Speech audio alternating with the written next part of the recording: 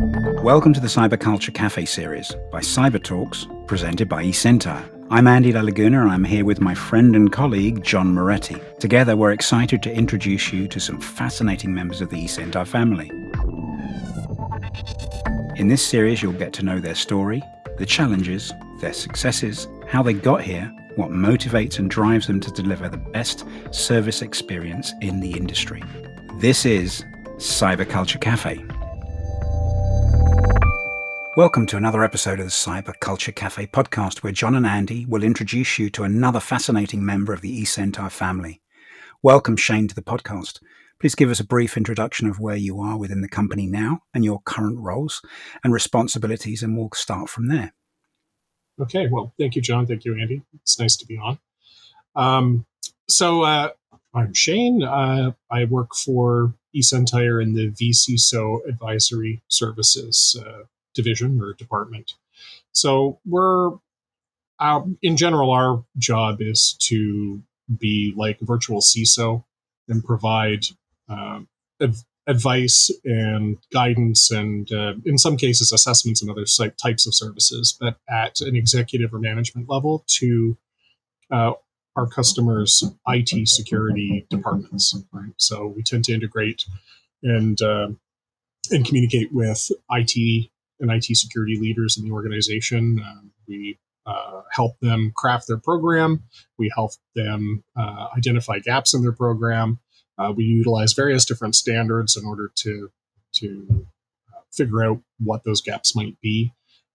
There's various different standards around the world that are used by different industries and different organizations. And so we match a standard to our customers' needs and do a gap analysis and then help them figure out how they're going to make improvements in their program over time.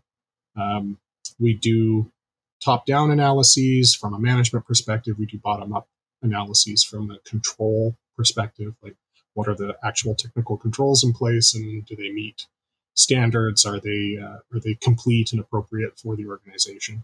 So anything up and down, anything that a chief information security officer would do, and in a lot of cases, some of the more hands-on stuff as well, so that we can help them craft a well-oiled cybersecurity program that is good at analyzing and taking care of cybersecurity-related risks that they face. So it sounds to me like you have the best job at eSentire. I mean, that sounds like a fun job, doesn't it? I mean, wow. Well, I mean, it is fun. I mean, it's taken a long time to get to this role. Oh, I mean, as you can see from the gray, I mean, your listeners can't see it, but it's not just the stress. It's taken a while to get to this point and a lot of travels. Yeah. But it's fun and rewarding. No, I'm with you. So it's funny, and we were just talking about it briefly, Sage. So I thought about helping out on your team.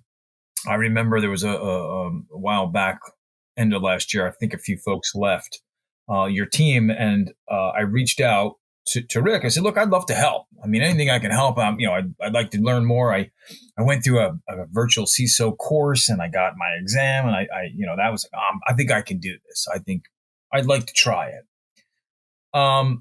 So I have to say, for the folks that are listening, we use some amazing tools to create these assessments, right, for customers. Now, what's crazy, and I think it's unique, the tools that we have, and many are out there, they create you a bunch of questions that you're going to ask an organization to see where they are in their security posture. Do you think we would use those questions? No, we do not. We customize hundreds of questions ourselves to create these assessments. These are true custom assessments that we do. Now, just to add, to highlight some of the things you mentioned, Shane, the program that we use, there's all different assessments that we can provide. There's different, there's NIST and there's ISO. There's all different levels of different assessments we can do for depending on what the organization wants. But everything we do is customized, so it takes longer to do. Now, I helped out a little bit on some of the assessments, filling in some gaps where some of them were missing for some of these customers. And I thought, I can go through the questions, right? Rick's like, go through these questions and look at the descriptions and pull all the descriptions in there. Great, I can do that. Well, let me tell you something. It took me days to put that information in there because there's so much. I mean, you don't even think about it. Here's what it is. Here's where it's mapped to the framework. Here's the action items that you have to do. Here's the description. I mean, it was a lot of work that these guys do just for one assessment. It's incredible the work that goes through. So I wanted to bring that up because we don't just run a tool and here you go, Mr. Customer, here's your report. It is true time spent with that client, going through those questions and that assessment, and going through the questions with the customer. That's the easy part.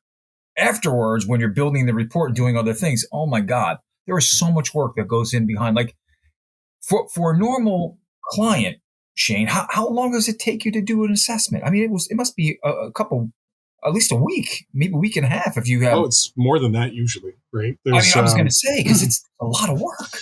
Well, I mean, let's take a NIST cybersecurity framework as a standard. Right. We like to use that one because more than any of the others, it has a management focus. I mean, there's a private one as well.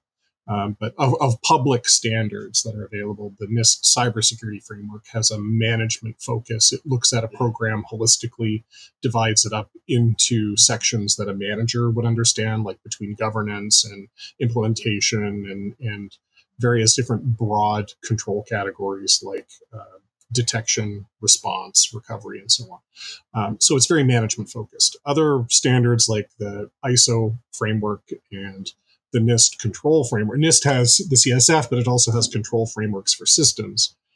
Not to hopefully clarify for your listeners a little bit, but those ones are much more, because they're control focused, the management portion is in there, but you got to dig for it. And there's bits of management level stuff strewn throughout the standard. It's not easy. Yeah, so if you're a program manager, it's just not organized as well. So we use the CSF, and it has 6 different broad categories: governance, identification is a category where you identify assets and controls that are in place and so on. And then it has preventative, which is a huge one because it basically goes through all of the different things that you have in place to prevent problems from happening. And then there's a detection, response, and recovery section. So you have to cover all of those different sections. There's something on we do have a tool that we try and use. And I don't want to confuse anybody. There's at least 3 or 4 different tangents to go down here to describe it all. Part of the reason to use a tool is to try and create some form of consistency across the different assessors. So like I assess in a particular way. My experience informs me on how I engage with a customer, how I view the standards, how I interpret how it should be implemented for them, and so on. And everyone might be a little bit different. But when we have a bunch of clients and they're getting the same service, we want to try and normalize it as much as possible. But just for NIST CSF, there's like 200 questions. Yeah, it's incredible. And they customize every one, Andy. Everything is customized. Yeah. Now, they have a list of great questions that the application gives you, but we don't use them. We actually create and write questions ourselves, like 200, or maybe even more. I don't remember. There was a lot. I was like, oh, my God. Well, so, when we first got the tool, we took a look at it, and we didn't like a lot of the questions. Yeah. We didn't feel that they were that they were representative of how we wanted to approach clients. Right. And so we did a custom job and rewrote all the questions and had that put into the tool so that we could make use of it. I mean, it's incredible. And it's not just for like the NIST framework. You're talking every framework. They customize questions for everything. So if a customer says, hey, I want the ISO 2700 series framework, great. There's custom questions for that. I mean, it was a lot of work, I have to say. And I got to tell you, so I was going to ask you, what possessed you to say, I want to be a CISO. Let's go. Let's do this job. I mean, this sounds like a blast. How did you start in this space? Yeah. How in the world? Wow. I'm 55 years old and I've been doing this for 30 years now. You know what? I'm 56. I'm doing it 30-something years. So I started back in November. All right, children, calm down. This is a long story. We're not getting into that tape measure. Yeah. I mean, I got my first IT way back in antiquity. I got my first job. The Neolithic period, right? Yeah, exactly. When the dinosaurs were still roaming the earth, I got my first IT job at IBM, but it wasn't technically for IBM. I was working at IBM, but it was for it was a third-party company that was putting staff into Ambra, which was the brand. Do you remember that? Do you remember Ambra? Yeah. So it was yes. IBM's home brand. After they decided that the IBM brand would be entirely for business computers, they created, because they did have some home computers that were IBM branded before that. Right. Back when computers, you needed a crank to keep them going. Oh God, they had this company called Ambra. So, and this was for home users. It was their residential, their competition with retail. Apple, right? Yeah, Apple IIs and all the Apple, right? Maybe way back when. I mean, that was way before then, John. Oh, yeah, this is before Windows, actually, or this is around the time Windows is just coming out, right? and, which was taken OS2. from Xerox, by the way. That's Xerox right. had the operating system, and they're like, you know what, shit, let's take that, and they stole it. That's right. Come on, and we're all using it today, most of us. Well, I mean, my recollection is that Apple stole it from Xerox, and then Windows stole it from Apple. Yeah, it's a great story. So, but this was around the time that Windows was just getting some prominence, and OS2, which was the OS2, IBM version. God, I remember OS2. Because it was 32-bit instead of 16-bit. That was actually a cool operating system, though. OS2. That was bad. That was badass for sure. I worked at IBM. All of our desktops were running OS2. That was pretty solid. I remember that. Wow.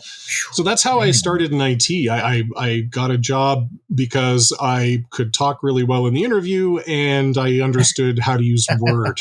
That was it, right? Like, that was the technical qualifications. And I ended up on the support desk, kind of like, the stories, the memes you hear about the Dell support desk folk and people using their CD-ROM caddies as drink holders and all that stuff. Yeah. So I was one of those.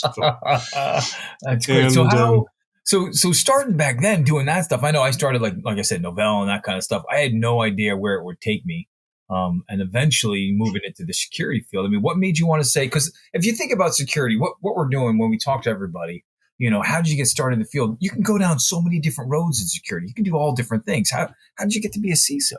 I got to be a CISO by gradually working my way up the ranks from a technical security person to a ethical hacker / professional services person, implementer, an SE. I was an SE for a while at Secure Computing. So Secure Computing bought up they bought a Canadian company. They bought a couple of other companies to broaden their portfolio of products. And I was working for a firewall company out of Toronto at the time that got purchased by them. And and then I moved over to professional services, where we were doing a lot of ethical hacking and other kinds of advisory stuff. And then I started bopping in and out of the industry. So like I would come back to consulting, and then I would go out to industry, come back to consulting, go back out to industry. So I've worked for mining companies. I've worked for I worked for a product company that was building a access control and like a identity and access control model based on RACF. So RACF and ACF2 were going to be the back end for it. So instead of using an Oracle database, they would use the robust. I mean, if you understood the Byzantine language of how to program in it, you could use ACF2 or RACF. That also sounds fun. And my job, I was a product manager, and I was trying to get the company to broaden kind of the endpoints that they would support and wrap a nice GUI around it so that regular people could use it instead of mainframe. And they were targeting banks and other big industries that had old Z390s and whatnot, S390s and whatnot in their data centers. Now, most of that stuff is, except for like the big banks and stuff. I mean, even for their desktop environment, they don't use any of that anymore, right? It's just separate. The banking apps run against the mainframe, but everything else is now, Oracle, right? Yeah, SQL and whatnot. So let me ask you, like, and this is kind of I don't know, it's not really a hard question or a tough question, but have you ever been doing an assessment where it was just like the client you were doing it for, maybe not necessarily here at eSentire, but anywhere where you were doing it, where you're like, holy cow, this place is a mess. I've never seen something so bad. Like, they need soup to nuts, everything to fix this environment. They don't even have a security posture. It was a disaster, where they thought maybe they were okay. Yeah, absolutely. That's true. Yeah. I mean, I came up, my my evolution matches the industry's evolution because I started so early. So, when everybody thought that firewalls were all you needed to be secure, I was part of a firewall company and we were doing that. And when they realized, no, you got to do patch management and vulnerability management, then I was assessing doing ethical hacking and convincing people to patch their stuff.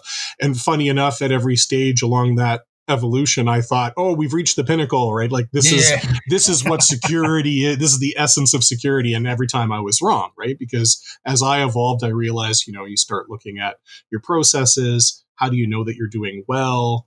And that's how you get to end up at the CISO level is you're looking at the whole program. How is it managed? Can you resource it? Is it cost effective? Right. All of that stuff. But those are different challenges to operationally. How am I going to get this done, and how do I get this done efficiently? That you're looking at a lot more strategic view of the world rather than a tactical one, and that changes things significantly, right? Well, it's really about prioritizing resources, right? You want to be able to do everything all at once, but you can't boil the ocean. So you have to figure out, first of all, like you said, cost effective ways of doing that and doing different things. And so you work with the experts in those particular fields to find the most cost effective way to do something. But you still have to prioritize which things you're going to do. And that takes an understanding of where you're going to get the most risk reduction, where you're going to get the most bang for your buck. In terms of improving your security posture. And then, of course, you also don't want to overspend. So you have to do what's reasonable. You need to adhere with standards, and then figure out where you need to go above and beyond for whatever reason, because you have extra sensitive information, or you've got pressure from your customers, or there's a regulatory requirement. This is leading me down a tangent here, a little bit of a tangent. Obviously, the challenge there is the frameworks that govern our customers' environments across the globe are getting tighter and tighter and tighter. Cybersecurity budgets are not increasing as fast as perhaps they should, although the industry seems to be fairly buoyant, suggesting that they are. The reality is they're not, and customers are typically reluctant to spend. How do you prioritize when you go into an environment and there are a number of gaps that do present significant risk? How do you sit down and go, I really should start here, or we should start here, and then we can work towards those? And that business has still got the constant battle of battling with finance to get more budget. Well, I mean, a lot of the standards, particularly when you're doing something like a risk assessment or an assessment, and an auditor is going to come along, there's a lot of processor that's associated with maintaining your security program in a way that an auditor is going to like, because they want to see documentation. If you didn't document it, it didn't happen, is their mantra. Right. Hey, I always say the same thing too. Listen, if nobody sees it, it didn't happen. It didn't happen. Okay. That's right. Yeah. However, at the same time, a customer's needs are whatever their needs are. Like maybe they have PII, they've got personally identifiable information in the data that they're protecting. Well, that's going to be a priority no matter what, because you've got legal liability associated with. Who cares about the auditor? They can make whatever report they want. I need to make sure that my customer's private data is secured, so that's where I'm going to put my focus first. It's the most important item. So and then those would be German audiences then, and BDSG and the DE GDPR then. That's right. So because there's legal liability associated with failures there, and both civil and criminal liability potentially. So that's got to be a focus, and so you have to spend some. And there's also just the basic stuff. Right? You have to have your firewalls in place. You have to have your patch management in place. So if there are areas of those that are deficient, then I have to have a really pointed conversation with the leadership team of that organization and say, look, you guys, you're way underspending here. These are things that absolutely have to be done. They cannot be let go. There's no reasonable way to express that you're going to accept the risk on these, because if you do and something goes wrong, you'll be folding up your doors tomorrow. That's exactly what I was going to ask you. I was going to say, so did you ever have, you do this assessment, you're like, oh my God, they need this, this, and this. Did you ever go to that team and say, look, here's what you need? And they're like, I think you're full of shit. I don't think I need any of that stuff. like give you a hard time about it. Be like, no, I don't agree with anything you're saying. I have not had that. Well, there you go. Well, I have not had that. So like if I come correct. I come with right. I come with the standard. I come with local laws. I come with privacy regulation, and express to them. The discussion usually winds up being, well, how do we do this cost effectively, and how do we prioritize it so we can do it over time? We've only got so much revenue that we can apply to this. We have other expenses. So that's really the nature of the discussion. I don't usually get pushback on what has to be done. Well, that's good. That's really good. Because I always would think on the technical level and never on the, that's the one thing I learned with my CSSP and going through a lot of those studies things, because you have to think about all the different things like budget, like stuff. Yeah, hey, here's technically what you need to do, but maybe that's not in the budget. So what are you going to do now? Like, what's the right course of action? Well, this is a common theme then, certainly for this industry and certainly for our organization. It's that sort of customer advocacy. You're trying to get them to a standard, or at least a base level standard, improve their maturity to a point with the risks that they can accept. That customer advocacy becomes sort of paramount, right? Yes. So, I mean, they're operating a business. They have a certain amount of revenue. They can't just wave a magic wand and get more. So whatever you're going to spend on your controls, you have to figure out how you're going to get that out of your budget, while at the same time being able to continue to operate. It's always going to be a balancing act. So there's constant discussions about how to prioritize where you're going to put your investment, what's going to get you the most bang for your buck. But also there are other priorities, right? Like if there's a regulatory requirement, you have to do it. So you have to follow, get her done. Talk to the regulator. If you can push out a deadline to get it done so that you can give yourself some more breathing space and generate some more revenue. I mean, I haven't not yet had a conversation with a client where I've said, okay, well, you don't have revenue. It's time to go look for more investment then. Right? Right. You need an investor because this risk is just unreasonable. Do you think at the end of the day, they decide? Do you think it would ever get to the point where you would have to have that conversation? I mean, I guess it's going to come up at some point, right? I have it in my back pocket if I need to use it. I don't imagine that it would happen, but I mean, it's something I've thought of. When my mind wanders and I muse about the worst case scenario, then that comes up sometimes. Exactly. I was just going to ask you that. So what motivates you, to get out of bed? Because, I got to tell you, sometimes your jobs that you guys, our team does, the whole advisory services team, and even what we're doing later on here coming up this year with the CTAM stuff and all the different things we're breaking out and doing, it's not an easy job. What gets you motivated to say, you know what, it's going to be a great day. Let's get killing it. Let's go. What gets you up in the morning to get started? I've been extremely lucky. This role fits with my personality. So I like talking. Yep. And I like having detailed, sophisticated strategic discussions with folk. And so this role in particular seems tailor-made for me.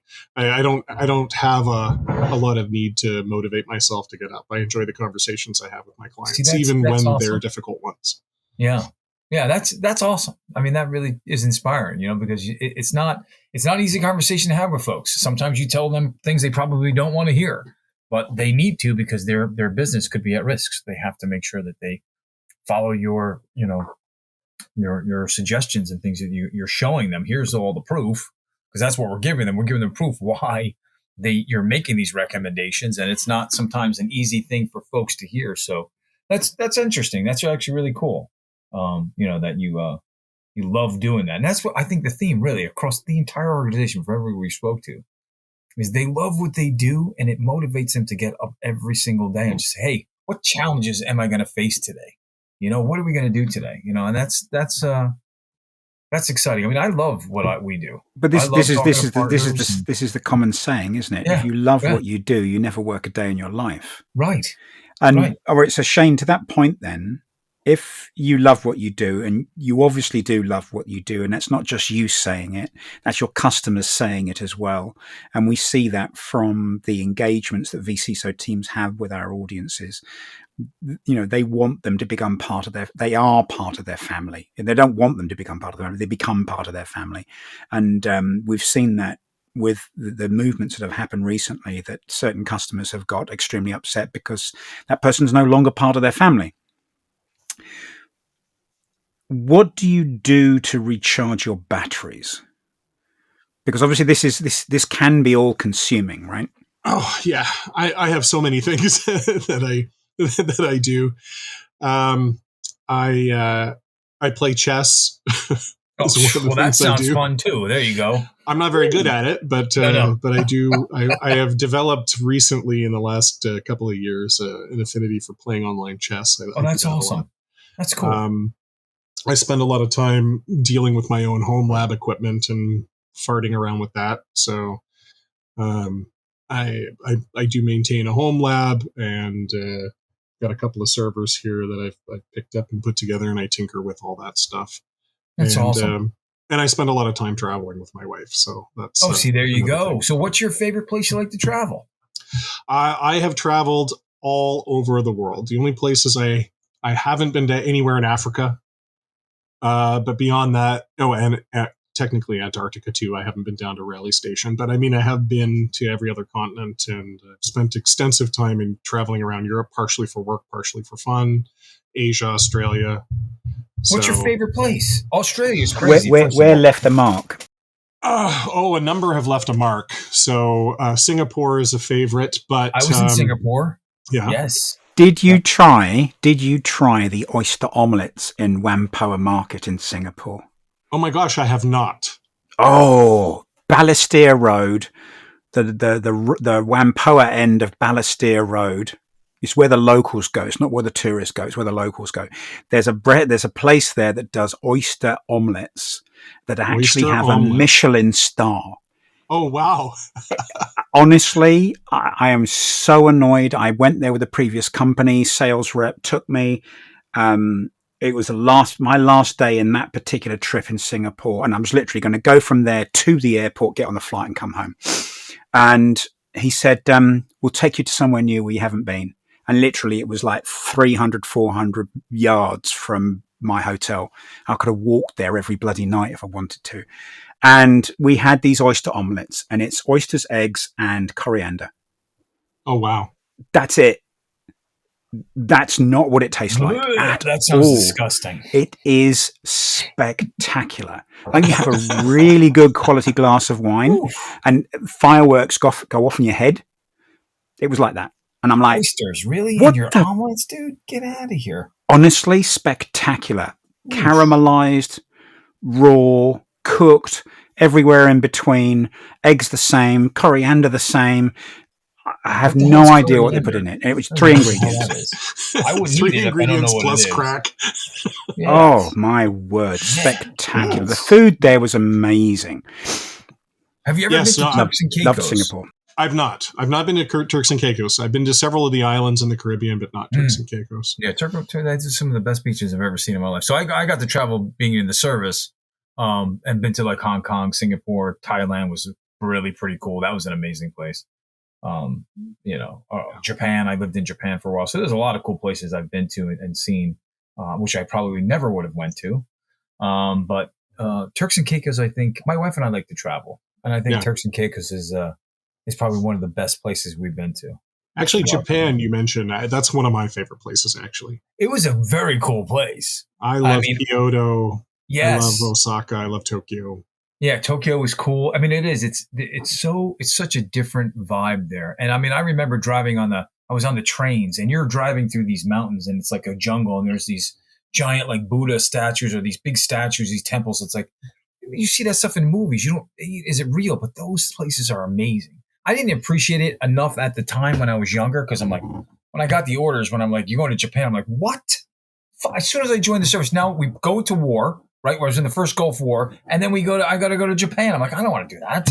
Were you at Yokota Air Base? Is that where you were? I was in the Navy. I was at Yokosuka. Oh, okay. Yeah, I was at the Yokosuka was where our base was, and then so that was it was an experience, and it was a lot of fun. Now that I think about it. My first trip to Japan was actually for the Air Force. Oh, cool. Yeah, we had because I was working for Secure Computing. They had the firewall contract for the Air Force. Oh, wow. No secret. I'm not giving away any secrets with that. And so right. I was doing training at the time for it was a 5-day training course for the administrators of the firewall. And that's a proper course. Yeah, so I went to Yokota and I went to Haneda.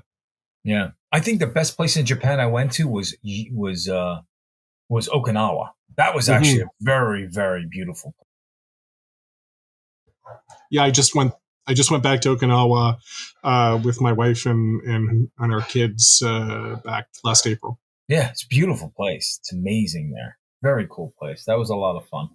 So yeah, there's a lot of cool travel. That's awesome. So you like to travel a lot. That's a great deal. So you have any new trips coming up this year? Saturday I'm on my way to Portugal. Get that? See what I'm saying? Whereabouts? Marinha Grande, actually, which is about an hour and a half north. I would say northwest of Lisbon. Actually, no. Coastline's on an angle, so it's basically due north of Lisbon. Almost due north, yeah. Yeah. If you spend any time in Lisbon, try and get to Belém for the it's one of the outskirts on the coast, and it's where they do the pastel de nata. Pastel de nata, okay. This is where it came from. That's the custard tart, right? That's the custard tarts. You only eat them fresh. They're only ever an hour old at most. And you have to queue up to get them, and it's mind-bogglingly good. Wow, that's awesome! How long are you going for? I'm going for 3 weeks. I'll be working during 2 of them and taking vacation on one of them. And the reason is because we bought a property. That's where we're gonna retire. Wow, in Portugal, that's awesome! Great, that's incredible. Yeah. Very nice. Yeah, my parents are there right now. 78 years old, and they're working around. My dad just fixed the fence.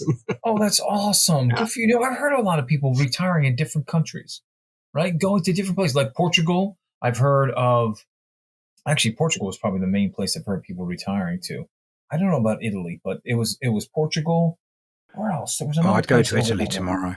You're going to Italy where? I would go tomorrow. Oh, would you? Yeah. I have a chance. I Northern Italy, the Tuscany region, and south of the Tuscany region, anywhere around Florence and that. Our family came from Firenze, Venice is nice. Milan is lovely. I've spent a lot of time in Italy as well, actually, because it was my wife's favorite place. And actually, we were thinking about moving there at first, but because we're retiring, we're looking for citizenship as well. So the easiest route into Europe is through Portugal. Wow, that's incredible! Wow. So what are you looking to retire? Are you talking like 5-10 years from now? Or are you looking sooner than that? Well, I'm not moving before. Hang on. My wife's due to retire in about 4 years. Shane may not be able to answer that question. Yeah. I may not be retiring myself. I'm going to be working for a long time to support our lifestyle. Yeah, exactly. I hear you, dude. Me too. I got one of those in here too. I got to keep working to support her lifestyle, and I'm older than her. Are you kidding me? I'm going to be like dying. But yeah, I hope this is not going to be on the air. Now she's going to get mad at me. But hey. Well, this is edit, right? That's going to hit the editing. We're going to edit that out. Don't give Gabe any more work than he has to do already. Yeah. But I know what you're saying. You got to keep working, keep that lifestyle. But it's a lot of fun because we love to travel. I mean, that's really what we like to do a lot of the times with the kids or just ourselves. We go try to hit all these different islands. We can go to different places. I keep telling her, let's go to Europe. Let's go to Ireland. First of all, you're Irish and you've never been to Ireland. So hello, let's go. And I want to go there. I want to go to Italy. I want to go to Portugal. I've heard these places are so amazing. I've got a little story for you, actually. We just did our sales, as you know, we all did our sales kickoff recently, and the international team decided we were going to do it together rather than remote. So we all went to the SOC in Cork. Some of my colleagues based out of Australia, out of Melbourne, came over a couple of days early to Cork and went and did, round the corner from the SOC, Blarney Castle, to go kiss the Blarney Stone. Oh, wow. It's something to do, except my SA colleague, who will remain currently nameless, Oh no, you better tell us. is petrified of heights, so couldn't do it because you have to hang over backwards over a rock to kiss a rock on a parapet, and they're holding on to your ankles. And he says, I just can't do it. So who Our sales guy, on the other hand, he goes, I'll do it for you. And he did it like 2 or 3 times. Get out of here. Very How funny. high is it, Andy? It's high enough to hurt a lot. If you fell, you would just, you wouldn't be walking away from that one. No, huh? All right. There's some very lovely historical Victorian pictures of these very typical Edwardian ladies hanging over the stone with people holding onto their legs. And they're kissing the stone. See, I would do that. I would see those are places I'd love to visit. Those places. That's good for you. Congratulations. That's awesome, Shane, to hear that. That's amazing. So I would think too. What you do. I mean, you could work anywhere and do that, right? You could work and be a CISO. I mean, there's companies around the globe that need those consulting services that we offer, and you can do that anywhere, really. I mean, you can technically move tomorrow and still work for eSentire and do everything you're doing now. Yeah, as long as I can make my work hours during whatever my clients' work hours are, then yeah, absolutely. Yeah, that would be amazing. Don't worry, Shane. We'll make sure you're busy. You'll be on core European hours, no problem. Yeah, I remember when we were talking, Andy and I were chatting first. She's like, yeah, we got to see if we can get you on. I'm like, oh, man, I know you're probably swamped. There's probably 50 billion things going on. It's going to be almost impossible. But we were so happy that you're here and you were able to take the time with us for sure. So let me ask you this. Yeah. If you had a time machine and you were able to go back 10, 15 years and you say to your younger self, hey, do this, do that. Would you do anything different? Would you tell your younger self that, something to change the course of what you're doing or something different?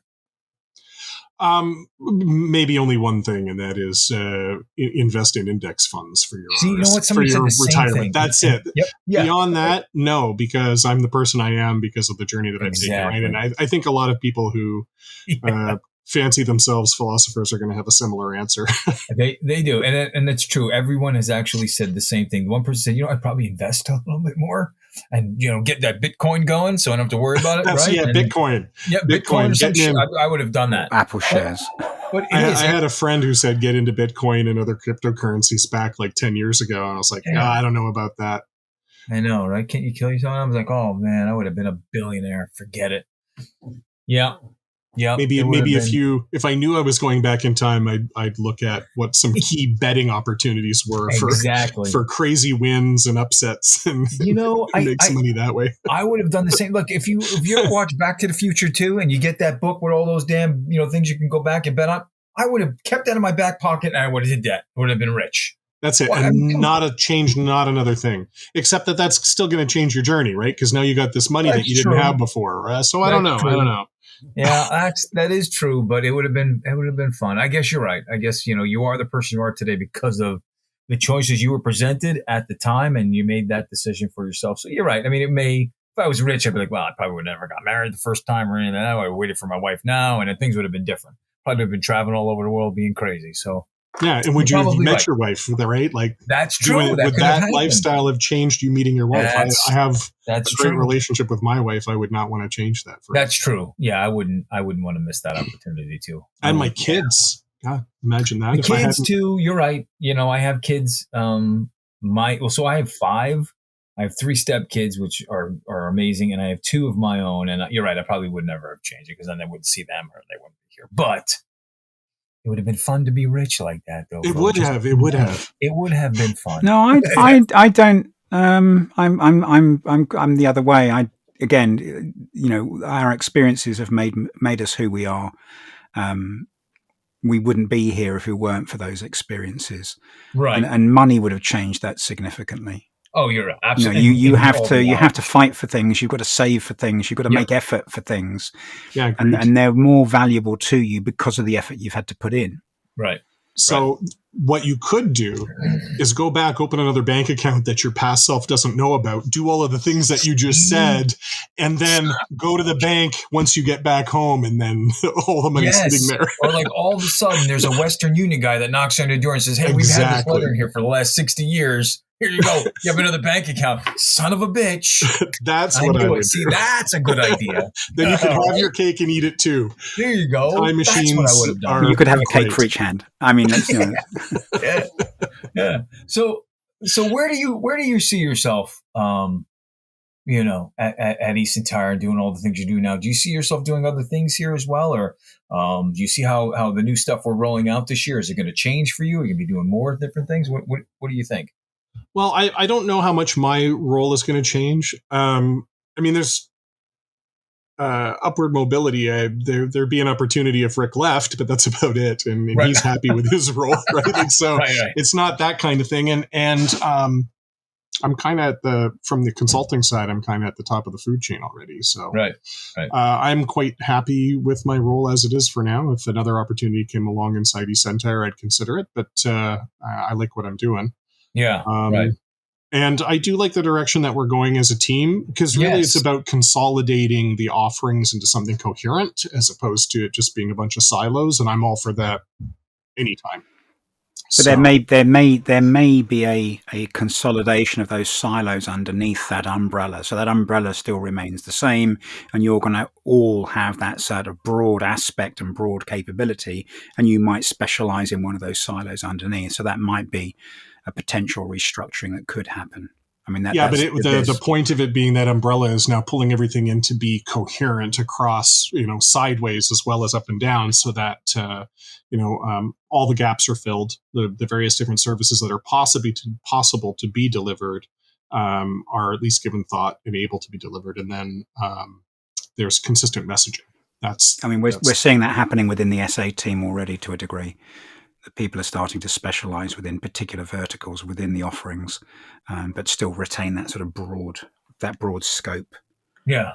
I mean, it is, you really start becoming, a jack of all trades, and you're not a master of anything, because there's so many different things you're doing and learning. I mean, that's the way I've been my entire career. I've gotten my hands into every little thing I could to learn as much as possible. But, an expert in anything? No, I would never consider myself ever an expert in anything like that. I know enough to be dangerous with everything.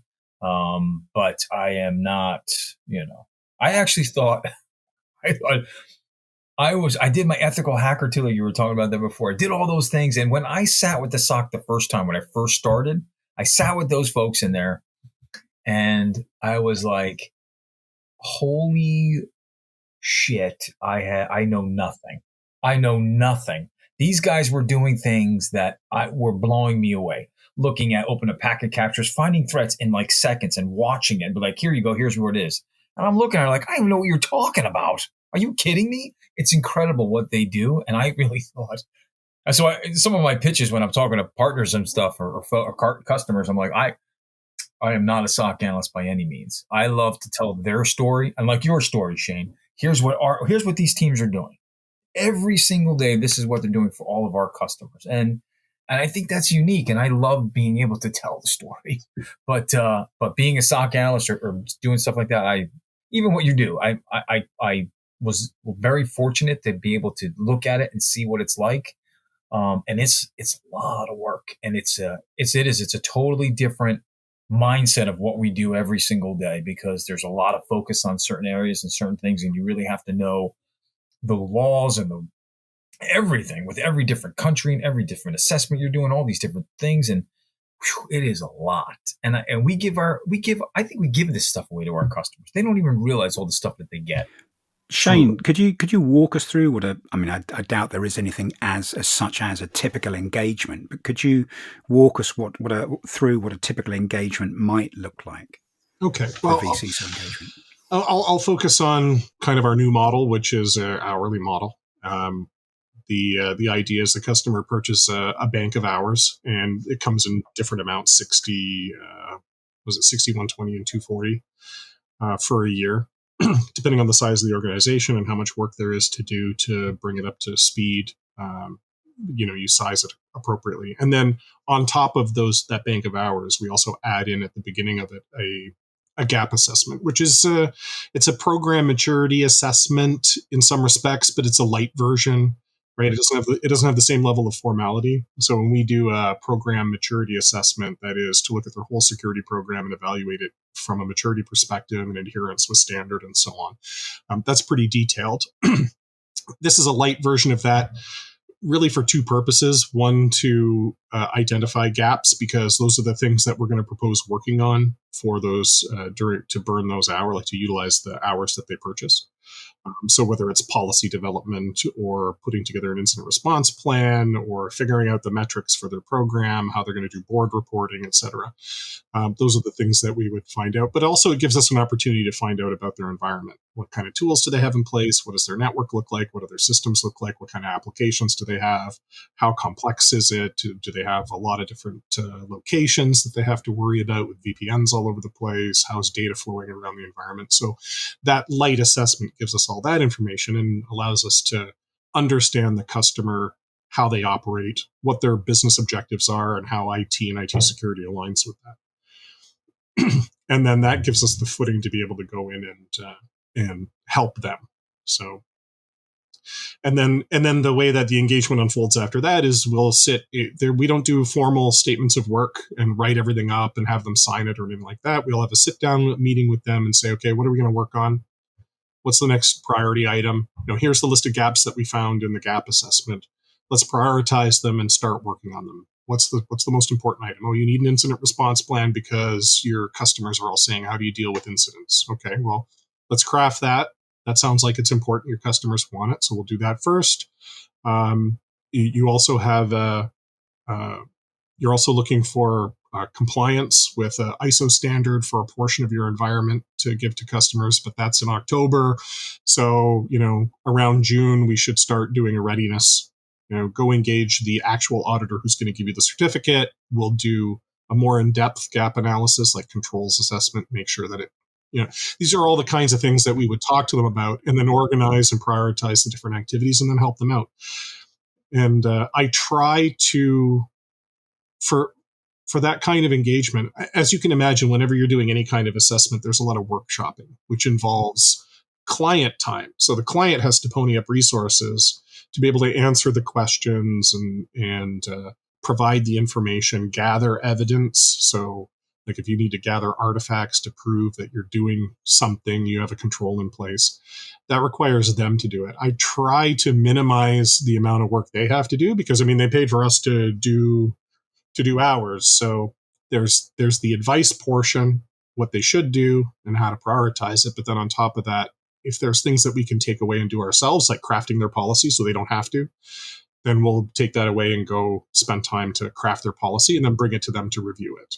If they need an incident response plan, if they need a vulnerability management plan, if they need a whole description of their control environment written up, because like the ISO standard requires you to have what's called an ISMS, an information security management system, which is really just a document that outlines how you do security in your environment.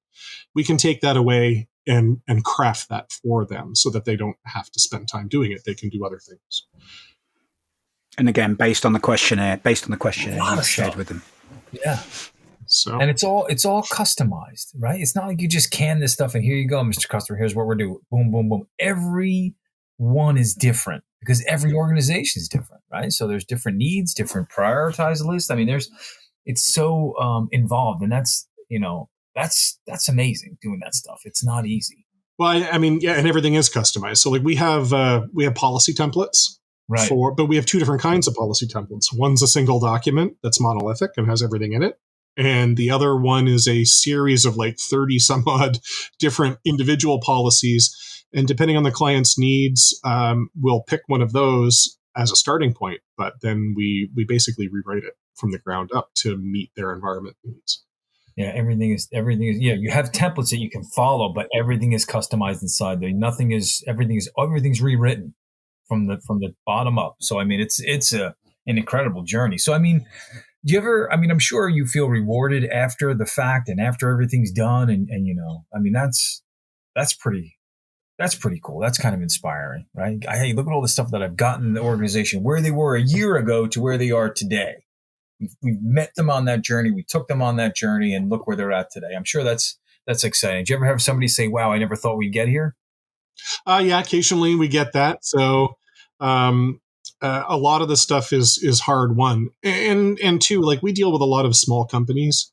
A lot of times their security folk aren't dedicated security folk. It's usually IT people that are wearing a different hat, and so they're pulled in all kinds of different directions on their day to day. So sometimes it can be hard to get traction. So the reward of getting that stuff done is actually doubly sweet because of that. Do you feel, Shane, that there are common threads there in those sort of small to medium businesses? That when you get to do an engagement, there's a common theme of the things they haven't been able to do because, as you say, they're not the security staff are not dedicated to those roles. Yes, there's again there's a number of different forks to walk down on that question. One is just resource allocation, like the ability to have the time, the human resources to do the work, right? Whether it's project work, like putting something in place, like new sets of controls, but also the management afterwards. Like patch management is an example. You don't just install your patches, right? You have Right. to install them every time they come out. There's a whole process around it. You need to make sure that it's done within a particular amount of time because you have standards that you have to maintain. If you can't deploy patches on certain systems, that has to be documented. So all of this is OpEx expense, right? There's hours that are right. There's PTE, FTE hours that have to be allocated to these kinds of activities. And so resourcing is one issue. Another one is knowledge, right? Um, a lot of folks are on the same journey that I was, but they're way earlier into it. So they have a controls, a technical, security based focus, and may or may not understand or appreciate the importance of the management aspect of it. Like understanding how do I tell my leadership that I'm doing well in a consistent way month over month so that they've got a good idea what it is that we do and the impact that we're having, right? And that's a lot to ask for somebody who is coming from a technical focus, doesn't know necessarily how to do that, and doesn't necessarily know how important it is. It's not even on their radar. And then on top of that, that's extra work, right? Like so, Right. that's Yeah, for sure. management is work, and so dealing with those types of issues, getting the resources for that is not always easy. So it's always a learning experience with every client. You know, we learn about them and they learn about us and they learn about security management. Yeah. But it's that relationship that you build. It's in a way, it's like a friendship relationship. I mean, even with the customers, all the things you're doing with them, and they probably see that, and they probably truly do appreciate it, which is rewarding in itself, right? Because it's like, wow, look what we've accomplished together. Look at all the things we've done together. Look at how now my environment's so much different than it was a year ago or 6 months ago. I mean, that's awesome to do all that kind of stuff. And I know I used to be part of those teams, and you're doing 50-year network guy, you're doing different stuff, and then you're doing security, and you're doing all these different things. You're not an expert at anything. You're just, I became very good. I used to manage CrowdStrike and Darktrace. I became very good at the tools, but I wasn't plugging the holes. Right? It was just, hey, I can go in there and isolate a host. I can go in there and do some scans. I can do this. I can do that. But the threat actor kept coming in. So how do you stop it? Where is he coming from? How do you put those pieces in place? And that's what a lot of organizations, especially small organizations, they're missing that, right? They're just like, oh, I got a guy, he can do this and this and this. Well, that's not the way to run it, though.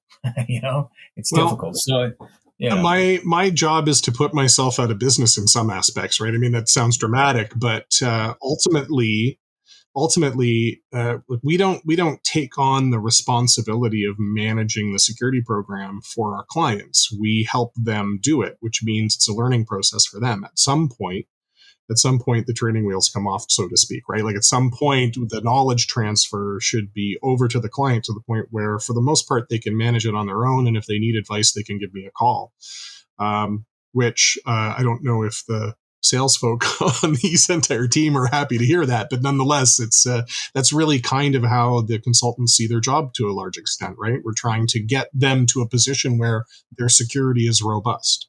How does that make you feel, though, Shane? You getting them to that point where they can take the training wheels off. What does that leave you with Well, an outcome. it's bittersweet, right? Like, it's rewarding that they are ready to go and manage it on their own, but it also is an end to the relationship in some cases, or at least a significant drawdown on the relationship. So I don't talk to them as much. We don't have the same amount of contact, and so it's it can be difficult. I don't know. Is it like raising kids, right? Yeah, you're right. You spend a bunch of years with them, and then you have to let them spread their own wings and go do their thing. Yeah. I was just going to say, it's funny because if you think about it, when you have children, you're not growing up children. You're growing up them to become adults so they can go function in life. I mean, that's what you're doing, right? Essentially, they're not going to be there forever. They're going to go live their own lives and do their own thing. So I get it. That is cool, and it is rewarding. But an assessment you did a couple years ago.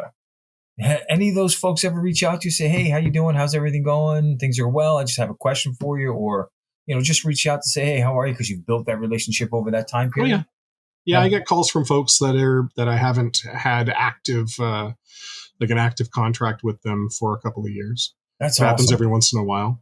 Yeah, that's cool. I think I can think of a couple that have happened relatively recently, where if someone had an issue that they were dealing with and they needed some advice on some tools and processes to implement. So, yeah. We keep coming back to it. This is an industry based on humans and human expertise, and sharing that expertise and leading that challenge to a conclusion. It's all about relationships, and it's, as you say, it's tough when you have to have reduced contact when you've been working so hard to build those connections. Yeah. Wow. Such an amazing thing to do, an amazing career, man. That's awesome. Wow. So listen, my last question really for you is, I'm glad that you were able to do this with us today and be a part of this. I'm sure you're busy, so I just wanted to ask you, how many assessments are you currently working on at one time? You have a lot going on. Well, not all of them are assessments. So some of them have passed the assessment stage, right. And we're working on the other stuff, right? Okay. Yeah, building out the different stuff that they need to have, like the different policies and documentation and tabletop exercises and whatnot. But I've got about somewhere between 30 and 40 clients that are in the 80% of them are active. And you're cranking right through that now. That's amazing. Wow. Oh, man. Oh, Shane, I have to tell you, it has been incredible chatting with you. Thank you so much for doing this with us and being a part of our little podcast here. So introducing, the world to you and your team and everything you guys are doing. I have to say, the one other request that we have is if we would get you back on, 6 months, a year from now, and be like, hey, where are you at today? What's happening? What new things are you doing? Would you love to do that? Would you be part of that with us? Would that be awesome? I'd be happy to do that. That'd be great. And the other thing too is I'm going to let my wife know that you're going to do a Airbnb in Portugal, and we're going to that out with you. So, yeah, formal orderly queue. Yeah, so let's do it. All right. Yeah, but thank you, Shane, for taking the time with Andy and I and doing this today. Really, it's been truly an honor, and it's been amazing. So thank you for taking us on that little journey with you. We really do appreciate it. It was my pleasure, guys. Thank you. Thanks for having me. Awesome. Thank you very much, Shane. All right, so let's wrap that there. Shane, you've been a star as usual, as we expect, much like everyone else has been on the podcast. So for the audience, this has been another episode of the Cyber Culture Cafe series, part of the Cyber Talks podcast, presented by eSentire, the authority in managed detection response. To learn how eSentire's Next Level MDR service can help you strengthen your security program and build cyber resilience, please visit eSentire.com. Shane, it's been an absolute pleasure. Thank you so very much for taking the time today to talk to us. We look forward to the next episode and having you back on in the fullness of time to listen to your latest innovations. Awesome. Thank you very much. Shane. Thank you very much.